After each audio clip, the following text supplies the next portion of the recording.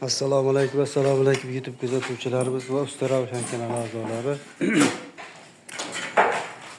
Mana bir ishga turib ishlarimizni boshladik. Ko'chadagi ishlarimizni tugatdik.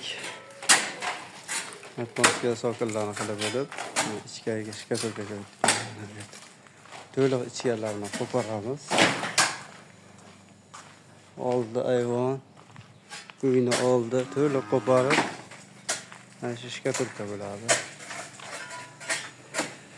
Tak, qoqiladigan joyini qoqib simiramiz. Ko'chadagi qilgan ishimiz kabi. Ishga uramiz.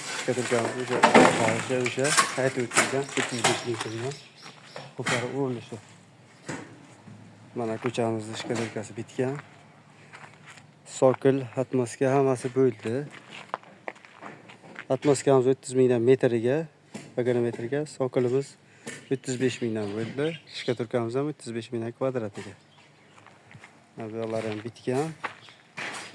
Bu 26 metr, bu yog'i 1680 sig'di. Atmoskamiz ham, sokilimiz ham bir xil uzunlikda 26 metrda. Mana endi ishga turkalarimizni ichkari tomonni boshladik. Xudo xolasa ko'chani bitirib topshirdik. İçkaridan endi nasib bo'lsa Xudo xolasa yorug' yuz bilan topshirish.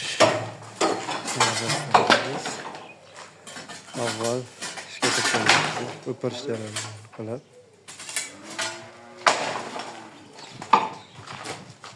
Kimda qiziqtirgan savollar bo'lsa, kommentariyaga yozib qoldiringizlar. Javob qaytarishga harakat qilamiz.